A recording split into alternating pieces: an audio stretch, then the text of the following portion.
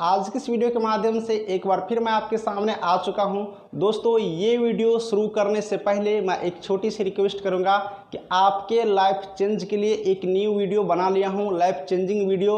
उस वीडियो का link description में है, इसी वीडियो के लिंक डिस्क्रिप्शन में है। उस चैनल का बिल्कुल रूप से उस वीडियो को देखिए। सारे व्यक्ति का माइंड ब्लोइंग वीडियो है, लाइफ बिल्कुल चेंज कर देंगे। सफलता पाना है तो क्या करना पड़ेगा, अगर आपके पास कुछ भी नॉलेज नहीं है फिर भी आपको क्या करना होगा जिससे आप आगे बढ़ सकते हैं, हर टॉपिक को मैं वहां पर अच्छी तरीके से जानकारी दिया हूं। तो बिल्कुल रूप से डिस्क्रिप्शन में लिंक है, आप लोग उसे देखें और अपना स्टेटस लगाएंगे, शेयर करेंगे सारे स्टूडेंटों को, सारे लोगों को। चलिए, इस वीडियो के माध्यम से जो मैं बात करने के लिए आया हूं, बिहार तकनीकी सेवा आयोग के अंतर्गत ANM 10,709 कैंडिडेटों के लिए यहाँ पर जो ऑनलाइन एप्लीकेशन अप्लाई हो रहे हैं, उन ऑनलाइन एप्लीकेशन अप्लाई के ड्यूरिंग मैं कुछ बात बताऊंगा, फिर कटअप की तरफ मूव करूंगा।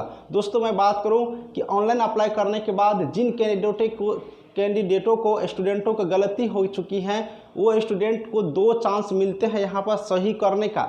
आप दोनों चांस अप्लाई कर सकते हो। एक ही चांस में आप लोग अच्छी तरीके से सारे फॉर्म को देख लेंगे, एडिट करके, मॉडिफाई करके, और कोई गलती लगे तो उस गलती को सही कर लेंगे। अदरवाइज मार्क बेसिस पर है, मैं बार बार इस बात को कह रहा हूँ कि आप लोग अच्छी तरीके से भरें, मार्क बेसिस पर है। अभी गलती डेटा दे दोगे, गलती फॉर्म भर दोगे तो आपको इसी पे मेरिट बनेगा, तो आपको दिक्कतें बाद में हो सकती है। इसलिए सारे लोग बिल्कुल रूप से सही से भरेंगे। दोस्तों, मैं आपके लिए इस वीडियो में जो बात करूंगा मेन पॉइंट से, वो कट ऑफ से रिलेटेड और मेरिट लिस्ट से रिलेटेड। मेरिट लिस्ट आखिर कैसे बनते हैं, मेरिट लिस्ट जो बनाए जाएंगे उसमें मार्क का कैलकुलेशन, अंक का कैलकुलेशन कैसे करेंगे, ये अंक का कैलकुलेशन आपको समझना जरूरी है। और आप लोग को जो कमेंट थे उसमें यही ज़्यादा था कि सर अंक का कैलकुलेशन कैसे करूं, उसके बारे में जानकारी दीजिए।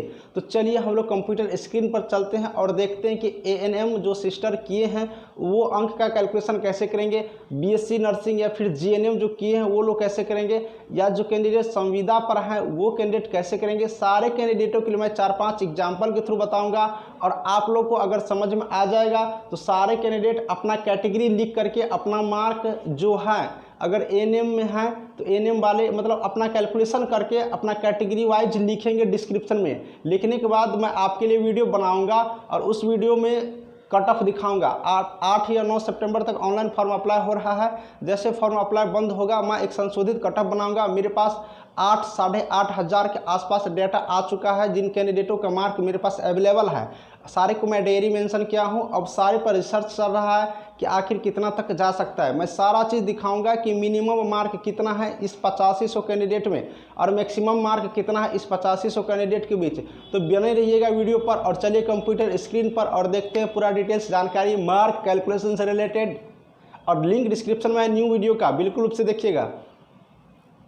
हाँ, तो दोस्तों आ चुके हैं कंप्यूटर स्क्रीन पर, और इस स्क्रीन को आप लोग गौर से देखेंगे, पूरी देखेंगे, जिससे आपको यहाँ पर समझ में आ जाएंगे।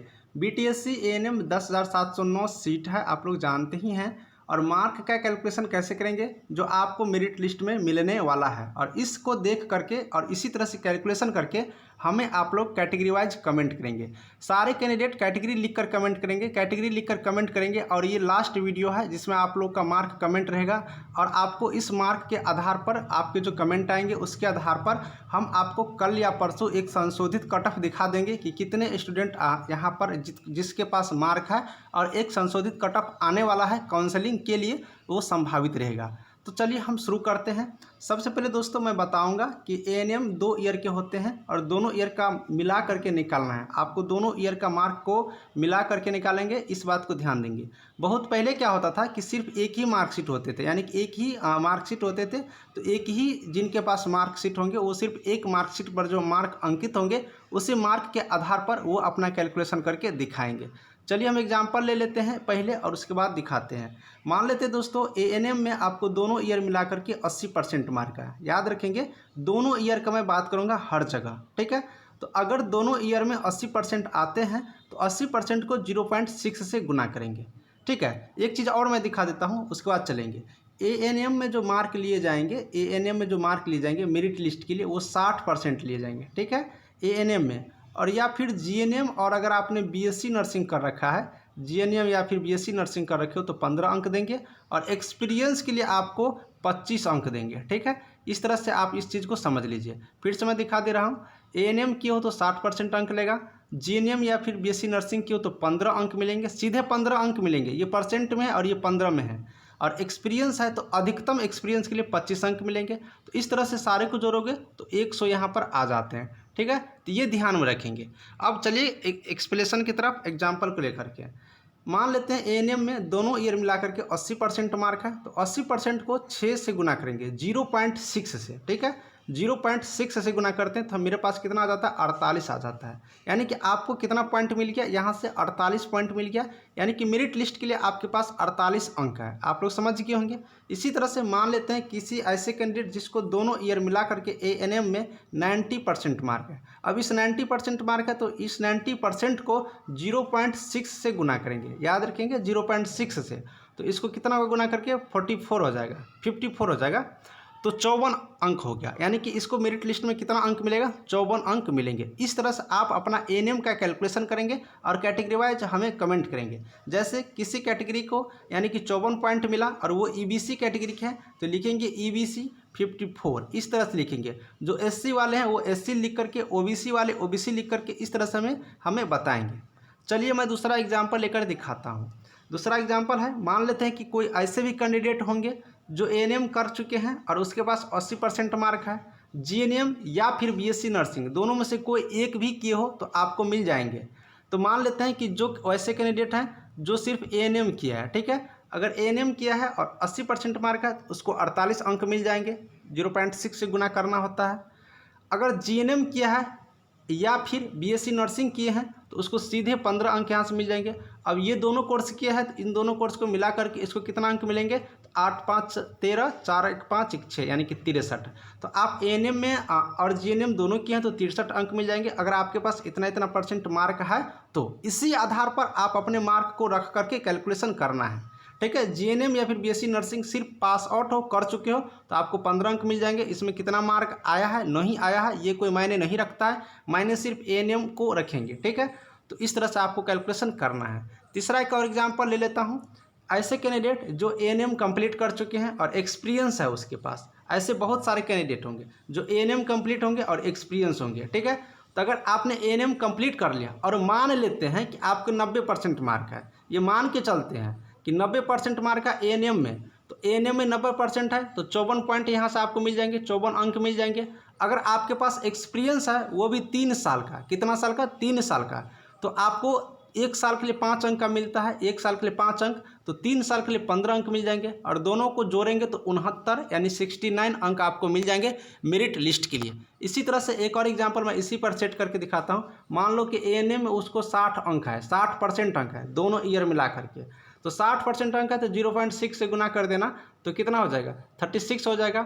और मान लो कि उसके पास 5 साल का एक्सपीरियंस है तो इसको 5 से गुना कर देंगे, 1 साल के लिए 5 अंक, तो 5 साल के लिए कितना हो जाएगा, 25 अंक हो जाएगा। तो टोटल उसके पास कितना हो जाएगा, 6 5 11, 3 2 5 1 6। ठीक है, यानी कि 61 पॉइंट इसको मिलेंगे, 61 अंक मिलेंगे मेरिट लिस्ट के लिए। इस तरह से आपको कैलकुलेशन करना है। उसी तरह से मैं आगे लेकर चलता हूँ और दिखा देता हूँ एक और एग्जाम्पल। मान लो कि कोई ऐसे भी कैंडिडेट होंगे जो ANM किया है, GNM या फिर BSc नर्सिंग की है, दोनों में से कोई एक किए होंगे और एक्सपीरियंस भी है। ऐसे हो सकते हैं कुछ कैंडिडेट जो ANM भी किए होंगे, GNM या फिर BSc नर्सिंग में से कोई एक किए होंगे और एक्सपीरियंस भी होंगे उनके पास। तो क्या होगा मैं बता दूं, अगर ANM किया है और मान लो कि 75% अंक है, यहाँ पर अंक में परिवर्तन हो सकता है, किसी को 75 होगा किसी को 80 होगा, तो इस पैटर्न पर आपको लिख करके गुना करना है। तो 75% अंक है तो 0.6 से करेंगे तो 45 आएगा। GNM या फिर BSc नर्सिंग किया है तो 15 अंक फिक्स आई है, ये तो परिवर्तन नहीं होगा, तो 15 अंक उसको मिल जाएंगे। अगर एक्सपीरियंस है और एक्सपीरियंस मान लो कि 3 साल का एक्सपीरियंस है तो 3 साल का तो 15 अंक मिलेंगे, 2 साल का रहता तो 10 मिलता, 5 साल का रहता तो 25 मिलता। ये चीज़ ध्यान में रखेंगे। तो इस तरह से इन सारे को कैलकुलेशन कर लिए तो 75 अंक यहाँ पर मिला, यानी कि इनको कितना मिल जाएंगे, 75 अंक मिल जाएंगे मेरिट लिस्ट के लिए। तो दोस्तों आपने देख लिया कि कैसे हम कैलकुलेशन करेंगे अपने मेरिट लिस्ट के लिए अंकों का। इस तरह से सारे कैंडिडेट अपने अंक का कैलकुलेशन करके हमें कमेंट करेंगे कैटेगरी वाइज, और आपको ये फाइनली मैं कमेंट यहाँ पर देखूंगा सारे कैंडिडेट का, और उसके आधार पर 1 से 2-3 दिन के अंदर आपको एक संशोधित कट ऑफ दिखाऊंगा जो आपके काउंसलिंग लिस्ट के लिए आपको आने के संभावित रहेंगे उसके अंतर्गत। चलिए वीडियो को समाप्त करते हैं और मिलेंगे आपको नेक्स्ट वीडियो में। तब तक के लिए थैंक यू, बाय बाय।